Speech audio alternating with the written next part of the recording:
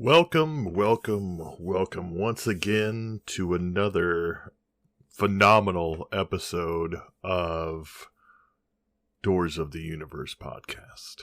I am coming to you this week. It has been a very busy week, very time consuming at work. There have been some changes. There's been a lot of changes, and I am now somehow program manager at my job, which means I oversee everyone within our village as far as staff. So that is an update. That's new. That's exciting. That comes with a different schedule and different hours. So instead of my normal Sunday through Wednesday I was working, I'll be doing Monday through Friday. I'll be back on the grind. So that's some exciting news, but it is also something that means I will be busier and not overall busier, but I am still going to make time for you, the listener. I am going to be continuing making content, and honestly, it should work out fine, because I'll be getting off work earlier. I'll have time to do research and stuff during those a couple hours when I'm off earlier than normal, on the weekends and stuff. But do not think this advancement in my career will be a devancement in this podcasting. I will still be coming to you on hopefully a bi-weekly basis. That's what we've been shooting for lately, and bringing you some of the best content about all things cryptid. Not all things just cryptid. It's been a lot of cryptids. We're going to have a lot of cryptids because I love cryptids. But just a mix of everything, cults, conspiracies. We're going to start mixing more in the mix. I gotta get them added on to my Wheel of Destiny, as I like to call it, which is the app I use where I just add topics into it, and then I hit the button, and it decides for me what this next episode is going to be about. It's been an exciting, busy week, and I'm excited to be here, being able to sit down, step away from work for a little bit, and just kind of do what I love doing. Though I will say I do have one of my current employees does ask me every time he sees me what the cryptid of the day is. So he is definitely keeping me on my toes, keeping me engaged in looking for more new cryptids. Which brings us to today's topic. I spun the Wheel of Destiny, and our current, I don't know, I wouldn't call it a cryptid. It is more of a mythological creature, but it was one, I don't know how I came across it. I don't remember. Half the time what happens is, before having the Wheel of Destiny, I would just I had a notepad in my phone, and I would just write down, I'd see something I'm like, ooh, that's cool, I want to look more into that.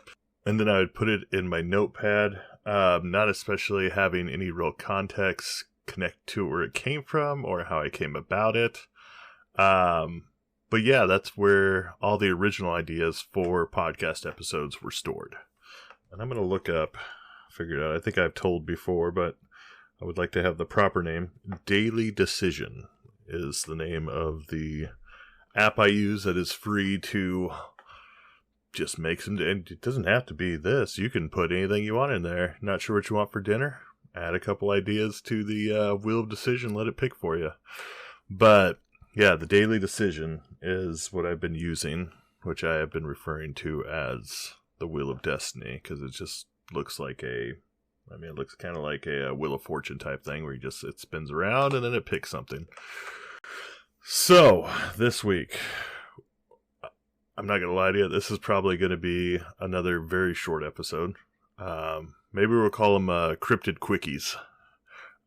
Something that there is not a lot of information on, but they are still worth noting and worth being aware of. And you can say it's just, great for conversation later on if you're at the bar or whatever, trying to bring up some new topics, I guess. I don't know. Either way, today's cryptid, which, like I said, I don't think this is a cryptid. This is more of just a mythical creature.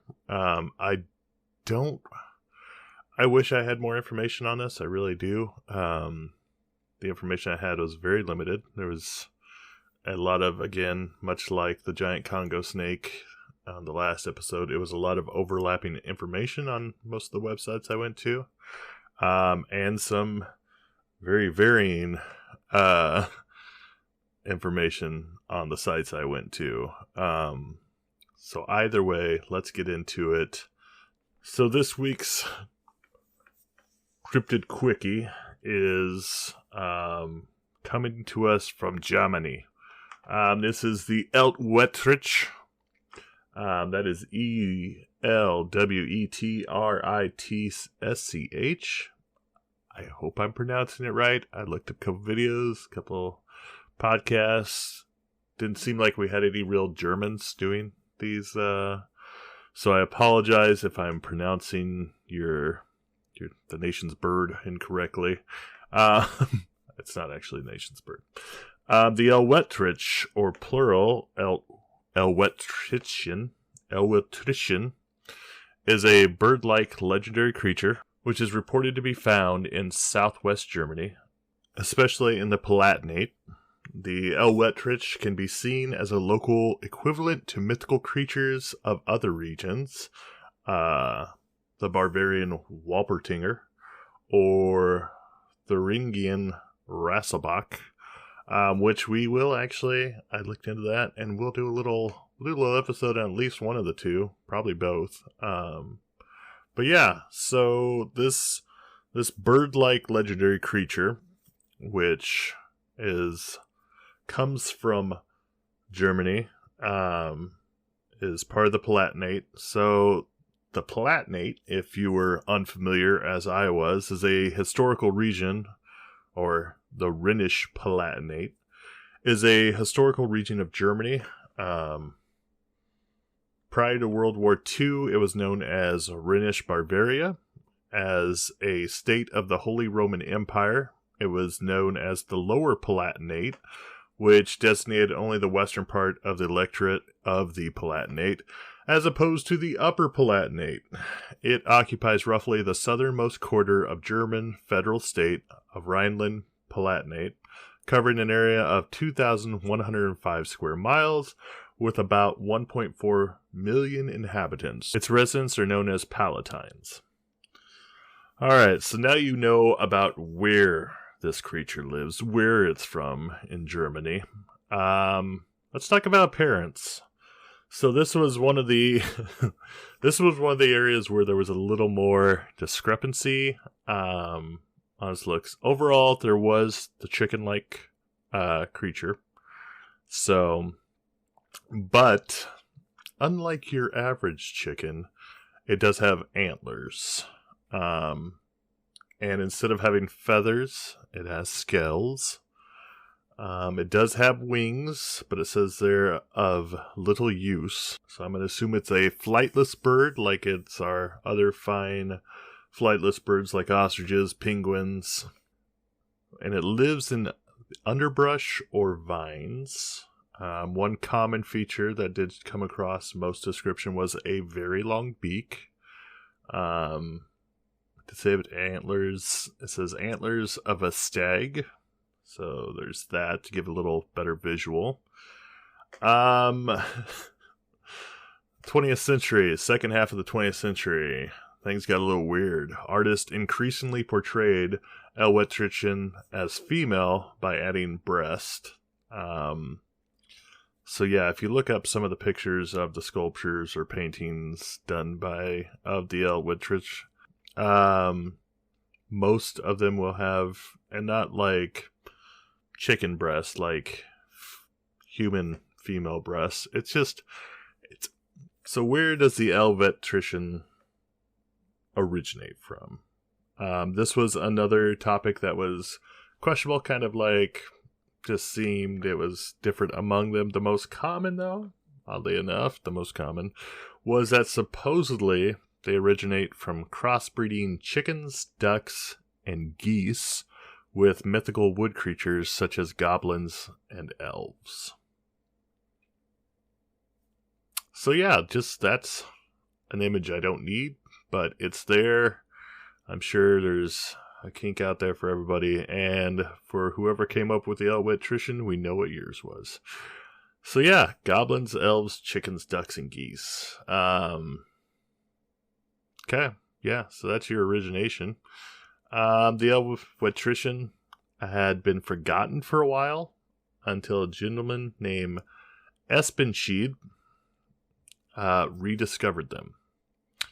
He began to organize hunting parties, which were harmless pranks. One of the barbarian kings was once served roasted small birds for dinner, which were declared to be Elwetritsch. In Pennsylvania, among the Pennsylvania Dutch, and as my grandfather would say, if you ain't Dutch, you ain't much. The Elwetritsch is known as the Elwetritsch. So it's Elbedritsch. The lore concerning the Elwetritsch is similar to that of the Elwetritsch, in that the victim of the trick was set out with a bag to catch one and then left abandoned. Perhaps you've heard of snipe hunting. I don't know if that's just a Midwest thing, but the Pennsylvania Dutch are convinced that the Palatinate people, their biggest group of ancestors, had taken some of the Elwetritsch so they wouldn't be homesick. Tales of the Elwetritsch are also documented in Amish communities. The newsletter of the Pennsylvania German Society is S. Elwetritsch. So as far as I can tell, the Elwetritsch is the same as Elwetritsch. But yeah, the Pennsylvania Dutch believed that they had brought them over as so they would not become homesick. So all my people on the East Coast, keep an eye out. There are Elwetritsch and Elwetritsch just roaming around loose. And yeah, stay on your toes. So the hunt, which we had talked about earlier, where I mentioned the snipe hunt. The idea of the hunt of the Elwetritsch is very similar to a snipe hunt. The Elwetritsch is supposedly very shy, but also very curious.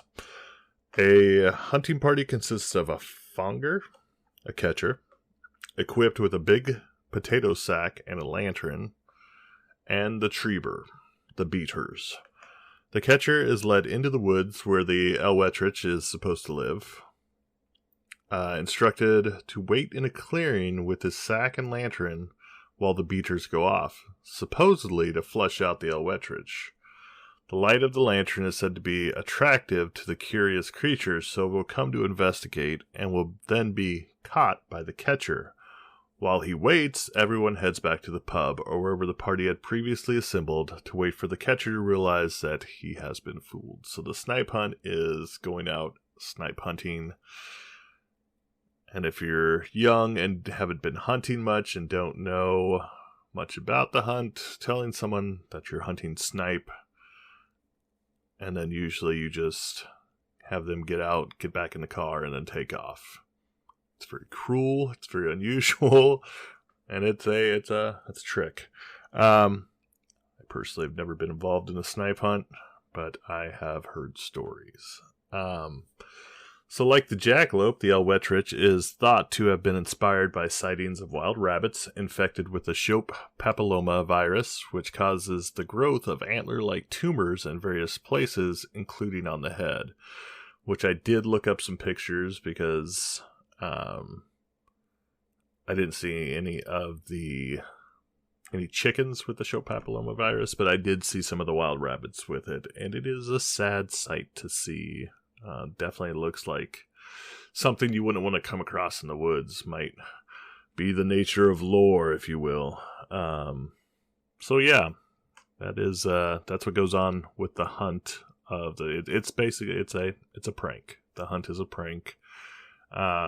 So don't ever go on a snipe hunt. Don't ever go on an Elwetritsch hunt.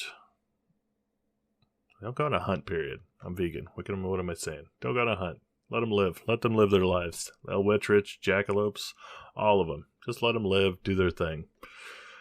They ain't harming you. We have no need to harm them. As we were. So traditions. There are clubs in several Palatinate towns and cities that promote the myth of the Elwetritsch. The Elwetritsch Club in Landau, formed in 1982, is the oldest club. A square dancing club from the same city calls its annual dance special the Landauer Elwetritsch Jagd. Landauerian Elwetritsch Hunt. There's also an Elwetritsch Academy in Pirmasens, a college for Tritzology in Dan. Tritz. I'm going to look that up for two reasons. One, how to pronounce it, what it means. So I'm not sure if trichology is the same as trichology. I don't believe so, but trichology is the study of disease or problems related to the hair and scalp, as well as their treatment.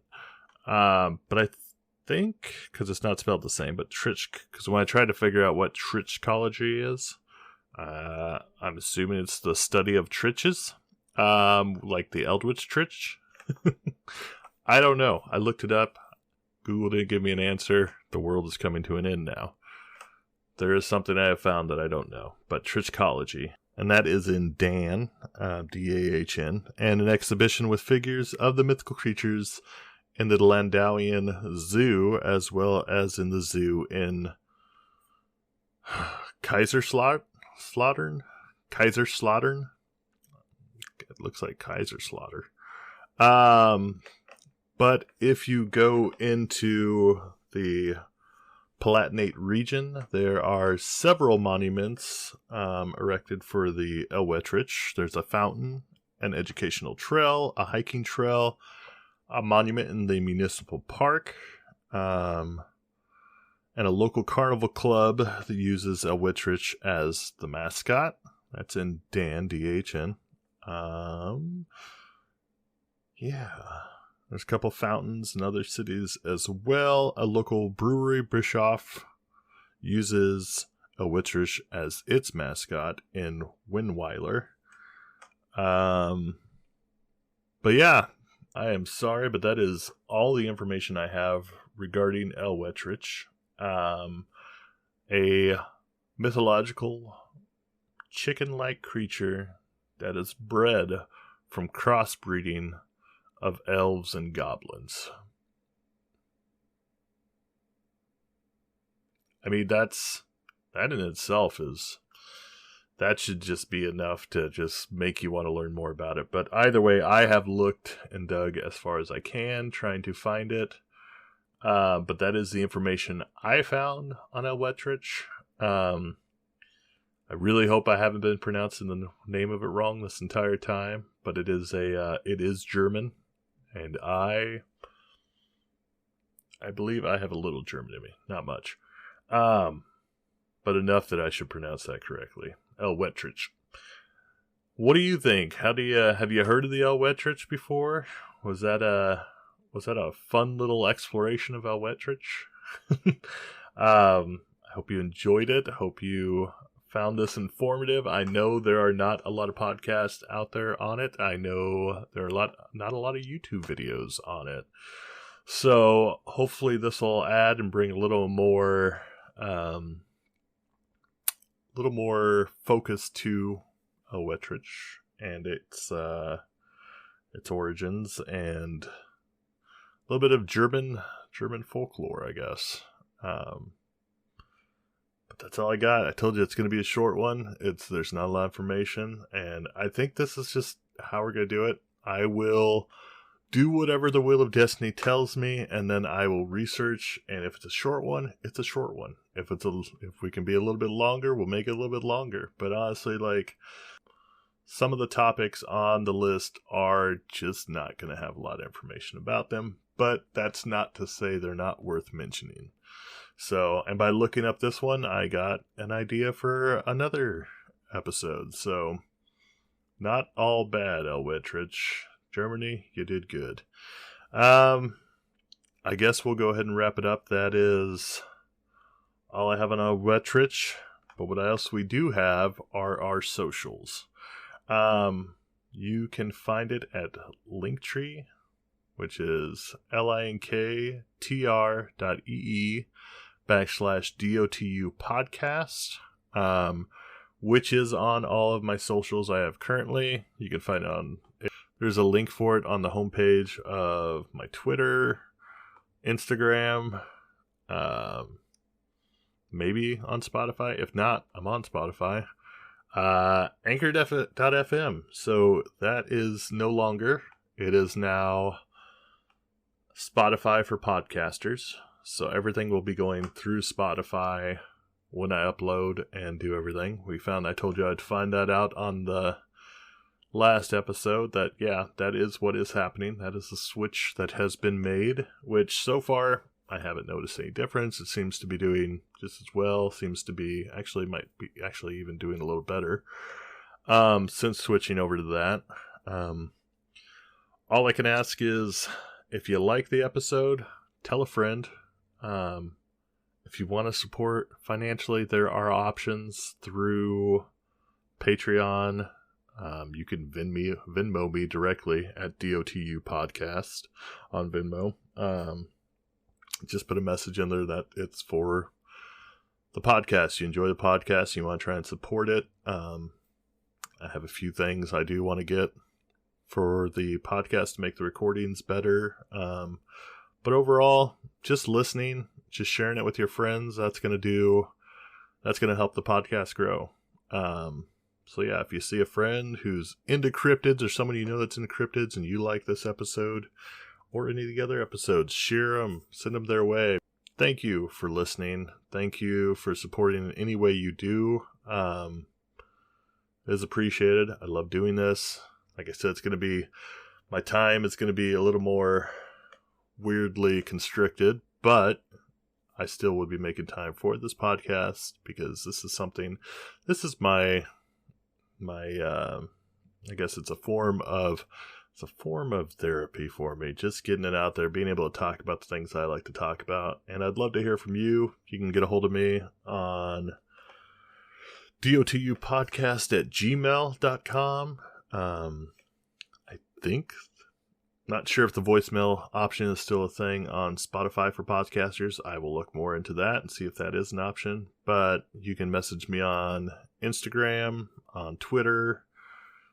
I'm more on Instagram than I am on Twitter. To be honest, I'm more active on Instagram, just as far as being on there more often. But get a hold of me and let me know if there's something you would like me to cover on an episode, something that I could do a little research on, something, hey, I might not even know about. I'm learning every day. There's new stuff out there every day. The more I listen to podcasts, the more I dig a little deeper. I just like having a podcast that's fun. I don't need to, it's something to take away from everything else in the day. There's a lot going on everywhere and we are fed all this information constantly. It's nice to take a little break and just have some fun with cryptids. Just something that's enjoyable, something that takes the mind off the day. With that said, I'm telling you, things are happening. Things are happening every day. Keep an eye to the sky. And if you happen to end up in the Palatinate region of Germany or Pennsylvania, which, I mean, for a lot of my listeners, that's probably going to be a more reasonable spot they'll end up in. Keep an eye out, because you're in Elwetritsch country.